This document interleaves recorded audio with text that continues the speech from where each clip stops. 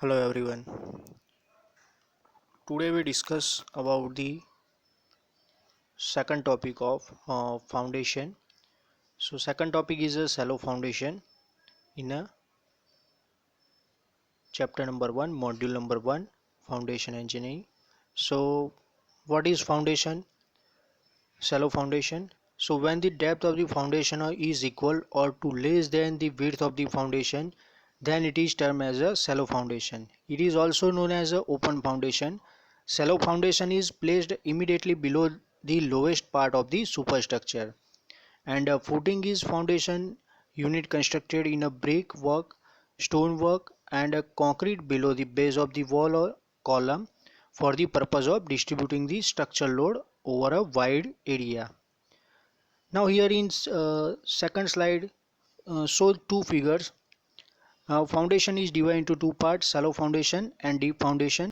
So here in a figure number 2, deep foundation show the if depth of the excavation is more than 3 meter, so it's called a deep foundation, and in a shallow foundation depth of the excavation is a less as compared to this deep foundation. Now next is the types of shallow foundation. So shallow foundation is divided into four part: spread footing, combined footing, strap footing, and fourth one is a mat or raft foundation. So one by one we discuss about the footing and foundation. So first one is a spread footing. The spread footing are those which spread the superimposed load of a wall or column over a large area, and the spread footing support either a column or a wall. The spread footing may be of the following kinds. So first one is a single footing for a column, second one is a step footing for a column, third one is a slope footing or a trapezoidal for a column, fourth one is a wall footing without step, fifth one is a step footing for a wall, and sixth one is a grillage foundation. So one by one we discuss about. So first one is a single footing for a column. So here in a figure C exactly seen the pad footing. So a spread footing for a single column is either known as isolated or pad footing. So another name is a isolated or pad footing. In this case the footing may consist of a simple concrete block projecting out from the column face on a all side, and the base dimension of the concrete base should be less than twice the appropriate lateral dimension of the column in that direction. The thickness of the concrete block should at least be equal to one side offset from the column face. So in this figure pad footing figure is given. So this figure is on side figure is given. So here at the bottom of the column pad is provided, and pad is also RCC also RCC part. Now next is a stepped footing for a column. So in this figure step footing below the column is seen. So a step is provided below the column. If the column load is more, or if the shape bearing pressure of the soil is less, the base area will be large. In such a case it is necessary to provide a masonry offset to achieve the large spread before the load is transferred to concrete base. So in this figure step footing is given. So here yellow color is a column, yellow color show the column, and below the column pedestal is provided, and below the pedestal step is depend on a thickness or a dimension of the column. So here number of step is depend on a column size. Now next is a slope footing for a column. So these are also known as a isolated or individual column footing. They have the projection in the concrete base, and due to low bending strength the footing constructed with a brick, stone, or a plain concrete require considerable depth to be safe to carry a heavy load. The depth of the plain concrete footing may be reduced much by providing a reinforcement and its base to take up the tensile stress. Now next is a wall footing without step. So here simple pad is provided at the below the wall. So it is also called a strip footing, which provides a continuous longitudinal bearing. Thus a spread footing for a continuous wall is called a strip footing. When the wall carries light load and the shape bearing pressure is very high, width of the footing may be very small. In such a case, the wall directly rests on a concrete base, and it is not necessary uh, uh, it sorry and no masonry offset are provided, means no any step is provided. Directly wall rest on a concrete footing or a concrete base. Next is a stepped footing for a wall. So when the wall carries a heavy load and the shape bearing pressure of the soil is not a very high, the base width is required may be such a greater. In such a case, a masonry offset are provided to achieve a larger spread before the load is transferred on a concrete base. In in case of a typical wall footing, the lowest course of the brick will have a twice the width of the wall above the plinth level. So in this figure, step footing below the wall is seen. So here total 4 step is provided, and all the 4 step are rest on a concrete base. The base width of the wall is achieved by providing 5 cm offset on both the side of the wall, and the depth of each course may be 10 cm to 20 cm. Now next is a grillage foundation. So a grillage foundation is a isolated footing generally provided when the heavy structural load from the column piers are required to be transferred to a soil having a poor or low bearing capacity. It can be divided into two categories. First is a steel grillage foundation and second is a timber grillage foundation. So in this figure, one grillage foundation figure is seen. So here I section column, I section of the steel structure is provided, and all the I section are right angle to each other, set at a right angle to each other. So a steel beam or steel grillage is provided above the concrete pad, and all the all the column are raised on a iron plate, and iron plate is fixed in a steel beam or steel grillage.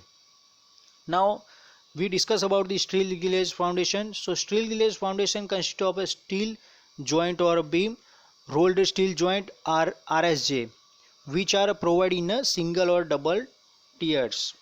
A minimum cover of a 10 cm is kept outer side of the external beam as well as above the upper flange of the tier.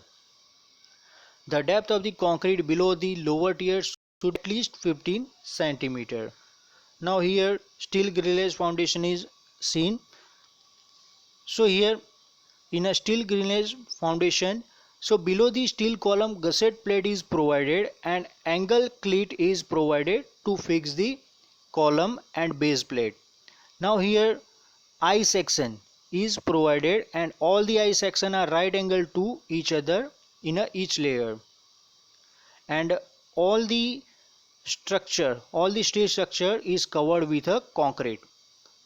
Now next is a timber grillage foundation. So timber type of the foundation is provided for a heavy loaded masonry wall or a timber column. This foundation is specially useful in a waterlogged area where the bearing capacity of the soil is very low and where the loading on the soil is limited up to the 50 to 60 kilonewton per meter square, and the foundation use timber plank and timber beam in place of the steel joints.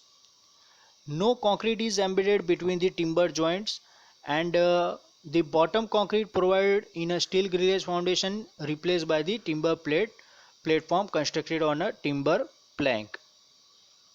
Here figure show the timber grillage foundation. So here timber plank is firstly put on a uh, concrete base, and then after at a right angle wooden beam is fixed, and above the wooden beam wooden post is fixed on a wooden beam. Now typical timber grillage foundation for a timber column, the excavation for the base is leveled and the bottom of the level is timber plank size is 20 to 30 centimeter and wide 5 to 7.5 centimeter, thick is laid side by side and without any gap between them, and over the top of this layer a timber beam of the same section as that of the wooden post is placed at a right angle. Now next is a combined footing. So a combined footing is a single footing which support a two column. It provide under the following situation. So first situation is when the column are very near to each other. So the footing of the each column are overlap with each other, and in a second situation when the combined footing is required, so second situation is that when the bearing capacity of the soil is less and under a individual footing, and third situation is that when the end column is nearer a property line so that its footing cannot be spread in that direction. So here figure show the combined footing. So here two column are nearer to each other and below the column footing is provided. So here pad footing is seen in a figure. So both the column pad is combined with each other and only single pad is provided and both the pad is joined with each other. So it's called a combined footing. The combined footing may be following kind. So here divide into three part: rectangular combined footing, trapezoidal combined footing, and combined column wall footing. So one by one we discuss about the rectangular combined footing. See this figure, rectangular combined footing. The combined footing will be provided in a rectangular in a shape of the if the column carry equal load.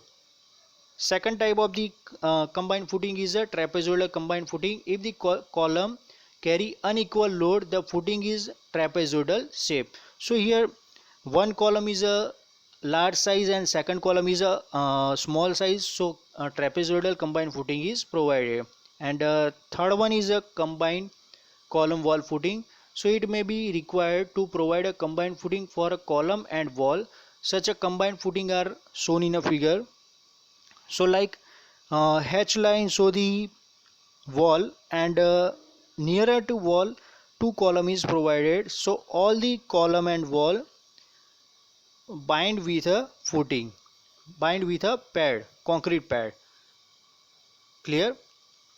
Now next is a strap footing. A strap footing consists of a two or more footing for an individual column by beam called a strap. So the strap beam connecting the spread footing of the two column does not remain in a contact with the soil and thus does not transfer any pressure of the soil.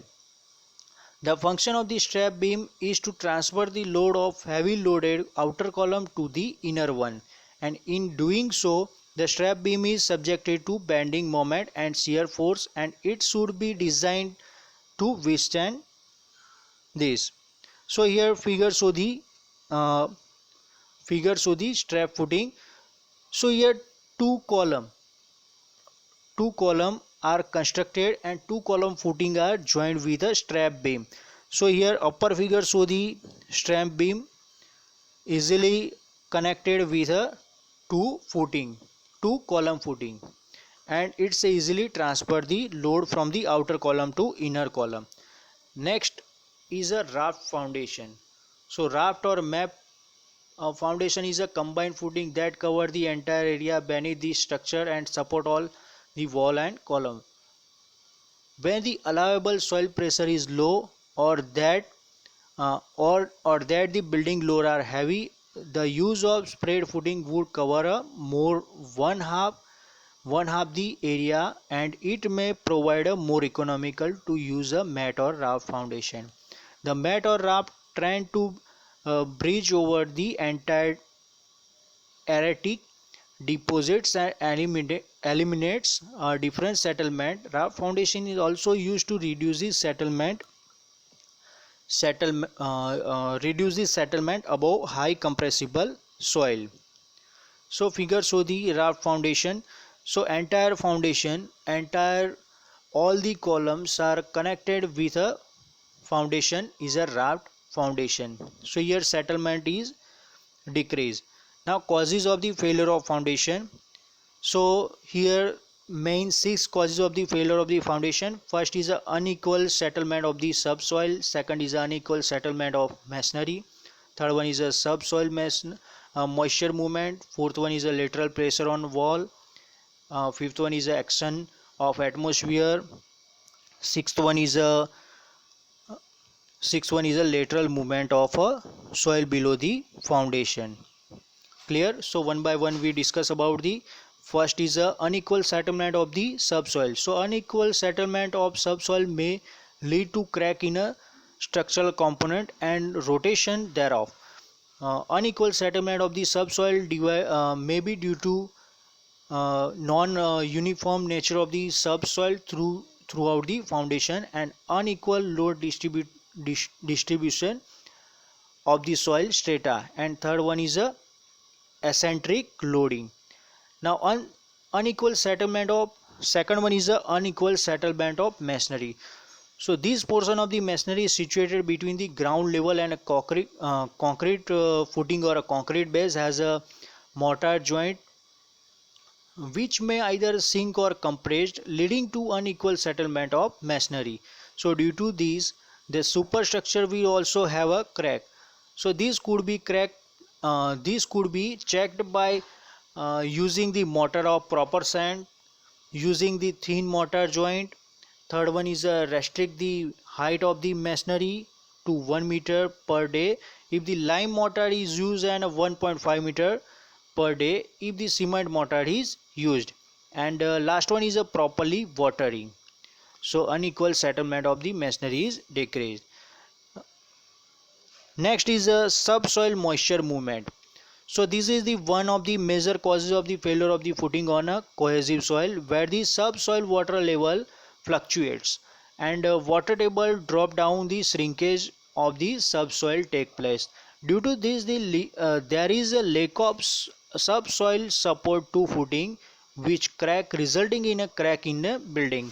During the upward movement of the moisture, the soil swell, resulting in a high swelling pressure. If the foundation and the superstructure is unable to resist the swelling pressure, cracks is seen on a structure.